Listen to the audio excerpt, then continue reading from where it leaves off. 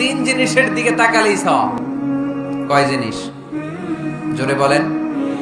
এক নাম্বার আন-নাযার ইলাল মুসহাফ, কোরআনের দিকে তাকালেই সওয়াব, পড়া লাগবে না, পড়লে তো সওয়াব আছে, তাকানো মাত্রই।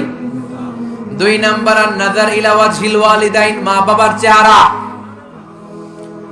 মা বাবার খেদমত করলে তো সওয়াব আছেই, টাকা দিলে তো সওয়াব আছেই, কিন্তু মা বাবার চেহারার নজরের দিকে যদি রহমতের নজরে একবার তাকান, একটা কবুল হজ করলে যেই সওয়াব, ওই সওয়াব আমল নামাই দিবে কে?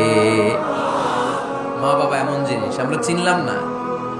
আমরা পীর সাহেবের দরবারে লাউ নিয়ে যাই আর গান গাই, সাদের লাউ বানাইলো মোরে, আগা খাইলাম ডগা খাইলাম, খাইলাম না ডুগডুগি না।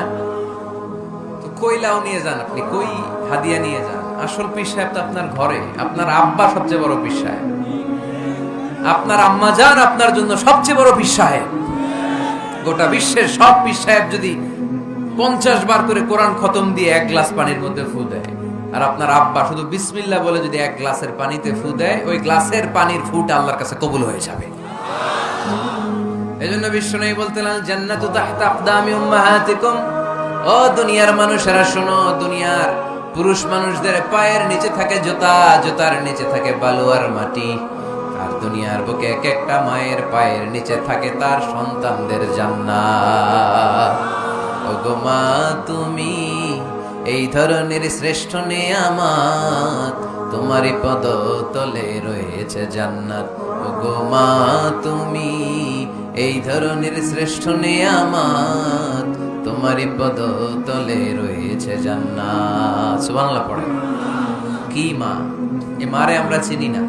লাউ কাতা'তা জিলদাক, তোমার গায়ের চামড়া কেটেও যদি মাকে জুতো বানিয়ে দাও, ওই যে ছোটবেলায় দুধ খাইছিলা, এক ঢোক দুধের শোধ আদায় হবে না।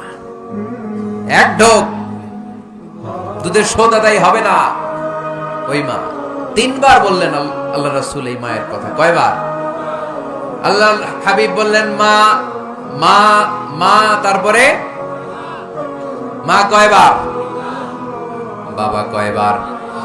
তার মানে ইসলাম মাকে দিয়েছে স্বর্ণ পদক, ইসলাম মাকে দিয়েছে রৌপ্য পদক, ইসলাম মাকে দিয়েছে ব্রোঞ্জ পদক, বাবাকে দিয়েছে সান্ত্বনা পুরস্কার।